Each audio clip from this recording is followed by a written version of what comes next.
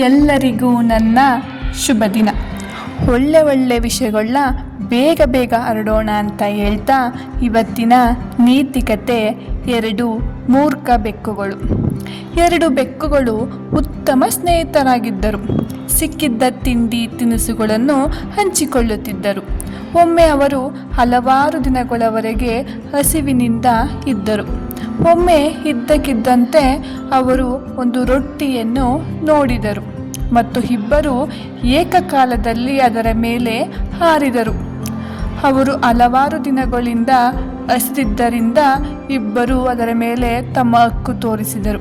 ಇಬ್ಬರೂ ರೊಟ್ಟಿಯನ್ನು ಹಂಚಿಕೊಳ್ಳಲು ಸಿದ್ಧರಿಲ್ಲದ ಕಾರಣ ತಕ್ಷಣ ಜಗಳವಾಡಲು ಪ್ರಾರಂಭಿಸಿದರು. ಇದ್ದಕ್ಕಿದ್ದಂತೆ ಒಂದು ವಂಚಕ ಕೋತಿ ಹಾದು ಹೋಗುತ್ತಿತ್ತು.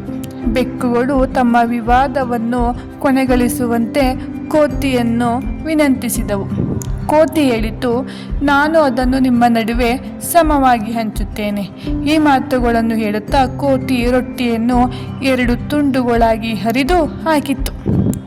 ಬೆಕ್ಕುಗಳು ಕೋತಿಯನ್ನು ಕುತೂಹಲದಿಂದ ನೋಡುತ್ತಿದ್ದವು. ಕೋತಿ ತನ್ನ ಕೈಯಲ್ಲಿ ರೊಟ್ಟಿಯ 2 ತುಂಡುಗಳನ್ನು ನೋಡಿ ಅವು ಒಂದೇ ಗಾತ್ರದಲ್ಲಿಲ್ಲ ಎಂದಿತ್ತು.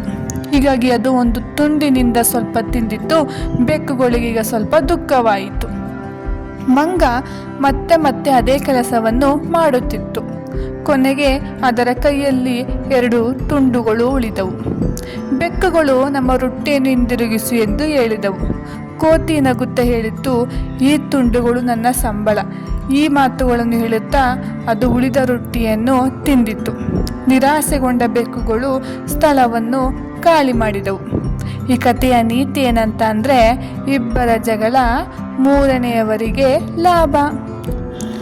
ಇಬ್ಬರ ಜಗಳ 3ನೆಯವರಿಗೆ ಲಾಭ.